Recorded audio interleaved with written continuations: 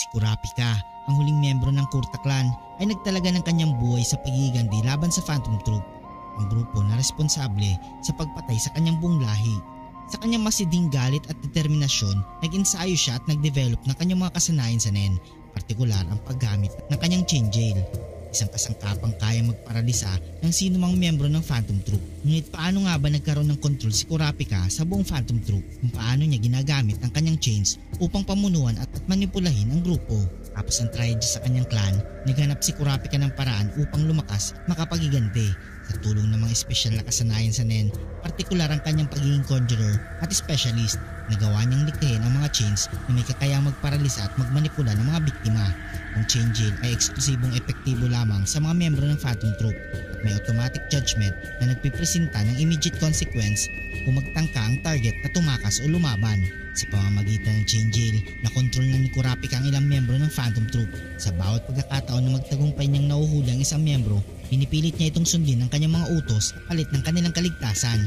Ang bawat isa sa mga ito ay may implanted na pangako na hindi sila lalaban at magtatraidor. Kung hindi, ay mararanasan nila ang matinding parusa. Pinakamahalagang hakbang ay ang paghawak kay Krollo Lucifer, ang leader ng Phantom Troop. Sa orihinal na serye na patunayan na ni Kurapika na kaya niyang paralisahin si Krollo at bawasan ang kanyang kakayahang gumamit ng Nen. Sa teoryang ito, napalalim pa ni Kurapika ang kanyang impluensya kay Krollo. Ginagawa siyang sunod-sunuran sa bawat utos. Sa ganitong paraan na kontrol ni Kurapika ang sentral ng figure ng grupo.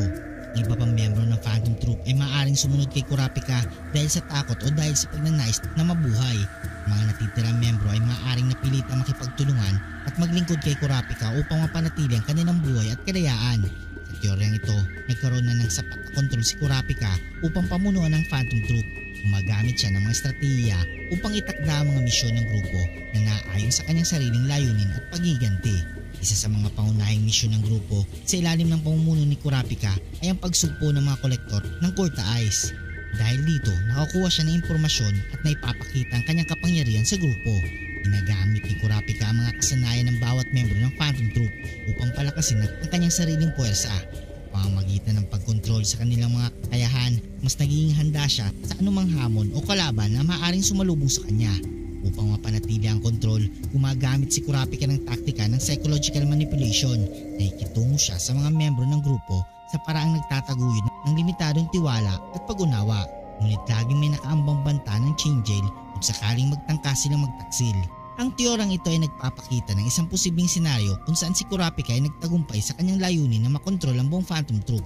Sa pamamagitan ng kanyang dedikasyon, masusing plano at kapangyarihan sa Nen, nagawa niyang isakatuparan ang kanyang pagiganti at gamitin ang grupong itaguyod ang kanyang sariling mga adhikain.